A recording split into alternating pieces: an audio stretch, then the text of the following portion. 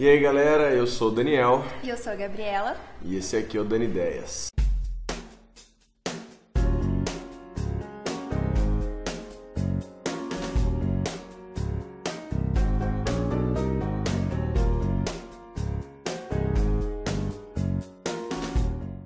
Galera, é a segunda vez que a gente está tentando gravar esse vídeo, porque da outra vez corrompeu um arquivo e tudo mais, não deu, enfim, mas vamos lá. Eu chamei a Gabi aqui, que ela é formada em Direito, é uma amiga de longa data, e ela apresentou pra mim a justiça restaurativa. A gente estava num churrasco aqui em casa, ela veio e trouxe os adereços, os aparatos aqui para a prática da justiça restaurativa, contou pra gente mais ou menos o que era, eu achei muito interessante, trouxe ela aqui para explicar para mais gente sobre a justiça restaurativa e eu espero que vocês curtam esse vídeo. Bom, eu sou a Gabi, já falei, sou amiga do Dani e eu tive um contato maior com a justiça restaurativa a partir de setembro do ano passado.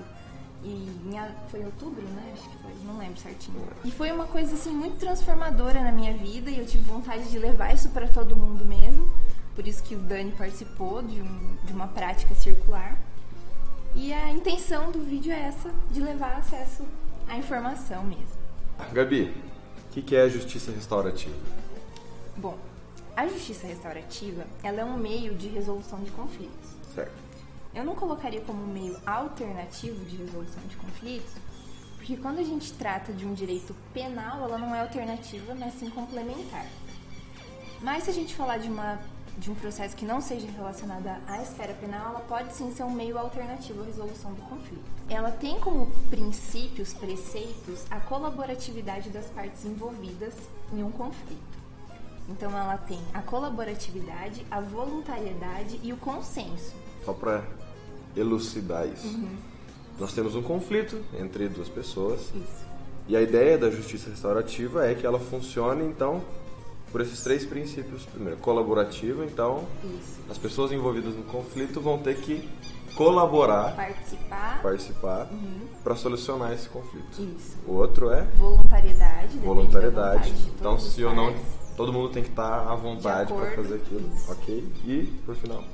É o consensual que entra meio na colaboratividade também. Que a colaboratividade, elas vão construir, né, uma solução e tem que ser consensual para todo mundo, Sim. bom para todo mundo. Entendi. E é confidencial também, tudo que é feito nessa prática. Então, o que a gente pode pensar de diferente da justiça tradicional? Na justiça tradicional, nós buscamos uma pessoa que praticou um crime, vamos tratar de matéria penal, e ela infringiu uma lei e nós buscamos uma pena.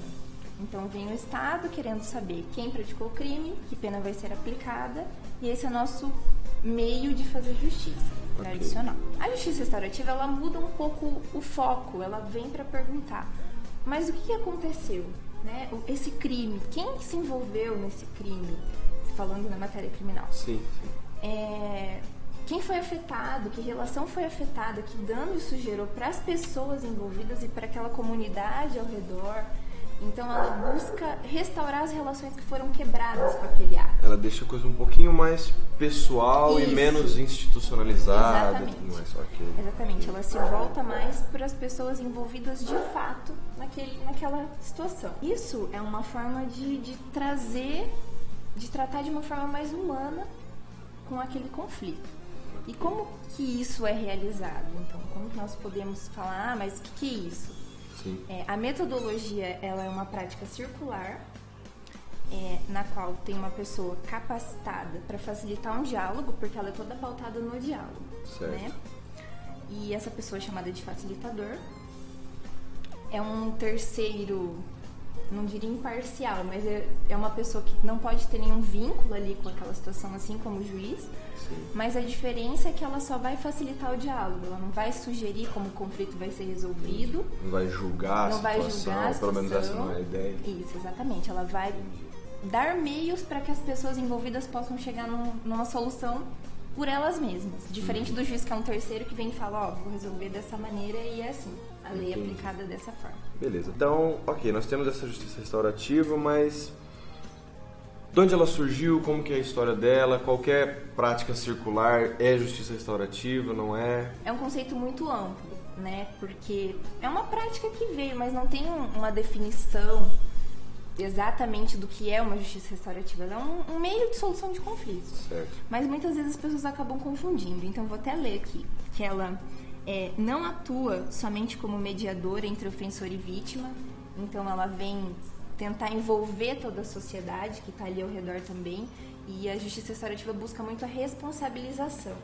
Então, a pessoa que cometeu aquele ato, ela não é que você vai impor, mas através daquela prática, ela geralmente entende que ela praticou um ato que não era legal, talvez, para outra pessoa. Então, ela gera essa responsabilização. Certo.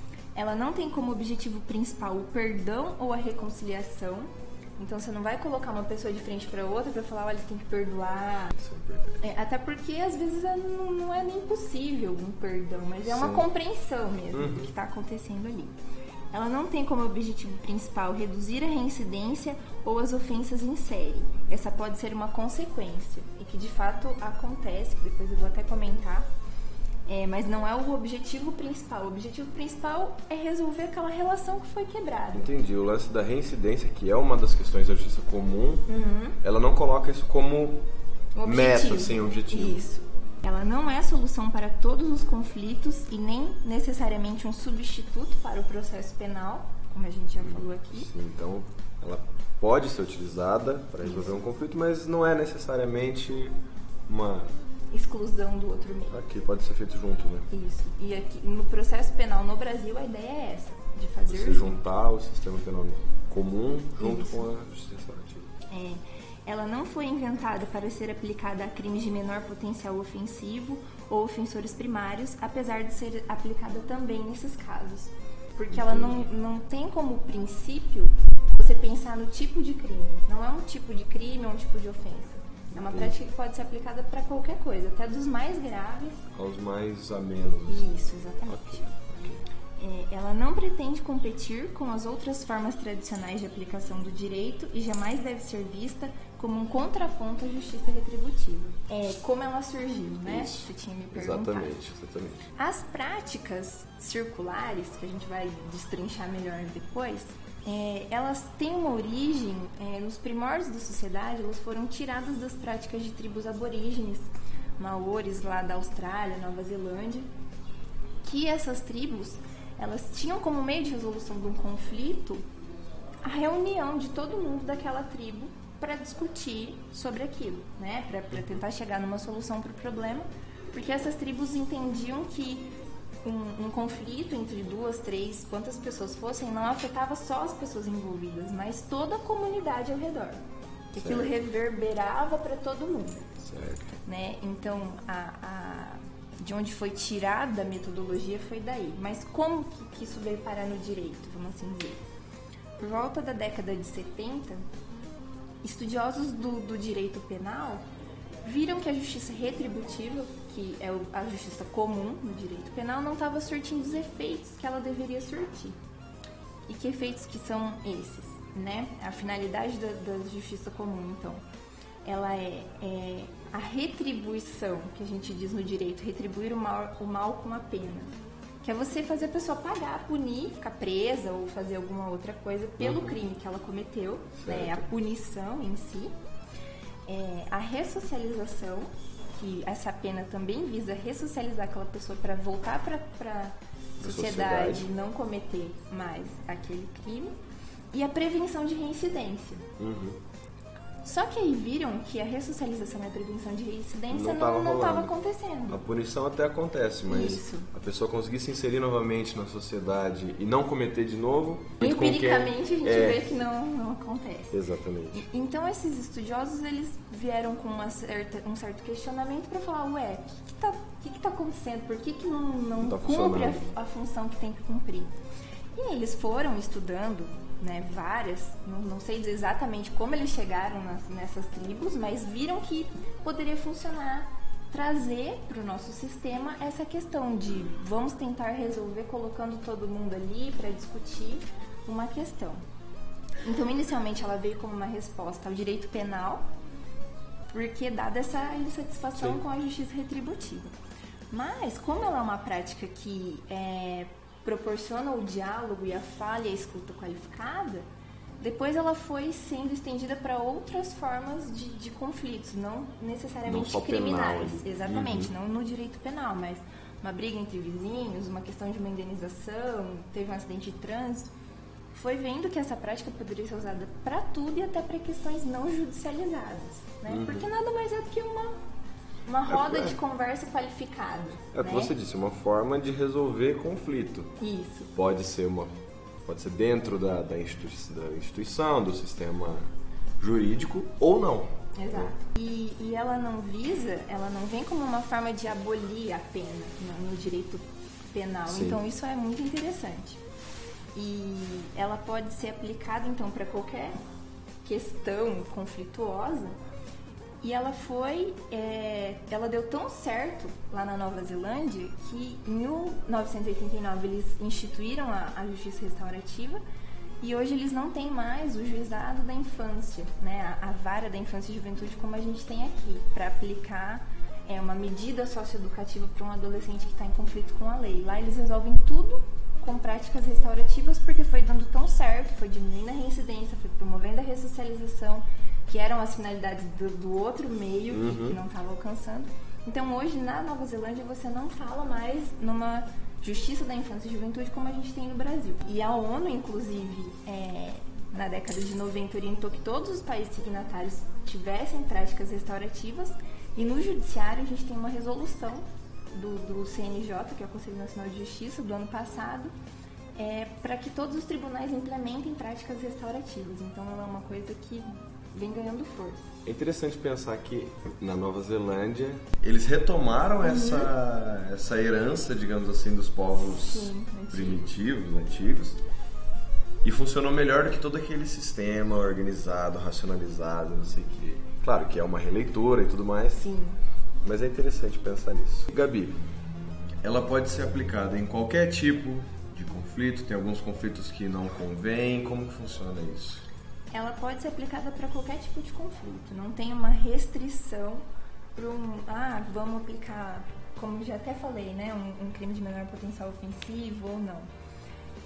Por ela ser uma prática circular, que tem por meio de instrumento o diálogo, ela serve tanto para você lidar com um conflito já judicializado, pode ser tanto penal como não penal. Então o juiz lá no processo pode falar, bom, eu acho que uma prática restaurativa aqui pode resgatar valores para essas pessoas, porque é uma coisa que acontece muito, resgatar valores. Então o juiz pode indicar uma prática restaurativa que não vai excluir a pena, de novo, estou sendo até repetitiva nesse assunto, mas que acho legal falar. Ou então, num conflito não penal, o juiz pode falar, olha, talvez isso aqui vai resolver melhor com uma prática restaurativa. Vou suspender o processo e mandar para uma prática restaurativa. É disso que eu queria te perguntar. Então, no penal, quando envolve um crime e tudo mais, convém que andem os dois juntos, né? Por uma série de questões. Mas e se for um conflito mais ameno? Por exemplo, uma briga de vizinhos. Existe a possibilidade de resolver, então a gente teve um conflito, eu resolvi pela justiça restaurativa, não precisa mais resolver pela justiça comum. Tem como fazer isso? Tem como fazer isso. Tem como, porque a ideia da justiça restaurativa é ter uma resolução eficaz para aquele conflito. Então, o juiz, principalmente se a gente fugir da esfera criminal, muitas vezes é um terceiro que está de fora daquela situação, ele tem fatos que são trazidos no processo, né? Então você me fala uma coisa, o outro me fala outra coisa, o juiz vai lá e vai ver o que cada um disse, ver o que está aprovado no processo e dá uma sentença. Só que muitas vezes a sentença não é efetiva. E é um terceiro dizendo, olha, a solução para o problema de vocês é esse. Ok, é o nosso sistema jurídico, mas se você parar para pensar que quando as pessoas estão envolvidas ali na resolução daquele conflito, elas se sentem mais empoderadas.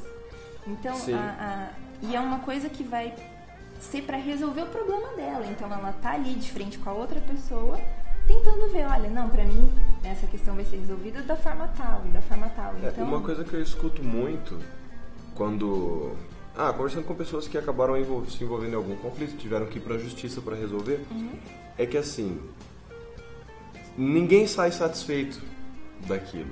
Isso. Digamos assim, se um teve que pagar a multa, quem teve que pagar a multa achou que foi muito e quem recebeu isso achou que foi pouco. Enfim, não, a multa foi só um exemplo, mas o sentimento de não foi o suficiente me parece bem recorrente. E daí na justiça restaurativa você possibilita que a pessoa diga, olha, eu gostaria que esse conflito fosse resolvido assim. Isso, e aí vai ponderar o que é bom para todo mundo e eles vão resolver. Não é um terceiro, então o juiz não vai chegar e dizer, a multa é tanto. De cima, assim. Isso, exatamente. E aí, tendo um acordo nesse processo restaurativo, volta para o juiz e o juiz vai extinguir o processo, dando uma sentença homologando aquele acordo. Né? E aí o que vai ser cumprido é o que as próprias partes construíram. Para mim isso é bom, para mim isso não é bom. Então ele gera mais efetividade, mais esse sentimento de justiça, como você falou, porque todo mundo participa ali, sabe o que está acontecendo. Certo. E gera até menos não cumprimento, porque assim, quando a gente sai da esfera penal e vai para a esfera civil, você pode ter uma sentença, o juiz falou, você tem que pagar 100 mil reais, mas a pessoa não vai pagar. E aí? Entendeu? Então, assim, você tem até uma possível taxa menor de não cumprimento da decisão, vamos assim dizer, porque ela foi construída pelas partes. E ela pode também ser feita numa fase pré-processual. É claro, tirando o penal daí, porque o penal não vai excluir. Mas se for uma questão de briga entre vizinhos e eles conseguirem se resolver pela prática restaurativa, não precisa nem ser judicializado. Entendi. Exatamente. Galera, esse foi o primeiro vídeo. A gente vai fazer mais um explicando mais a prática da justiça restaurativa. Eu vou deixar nos cartões aqui para você seguir direto para ele. Espero que você tenha gostado desse vídeo. Se você gostou, você deixa aquele like, se inscreve no canal para acompanhar meu trabalho e deixa nos comentários o que você achou, se você já tinha ouvido falar, se não ouviu, se foi a primeira vez que você escutou, o que você achou dessa ideia. E muito obrigado, um beijo no coração, um aperto de mão sincero e segue pro próximo vídeo. Valeu!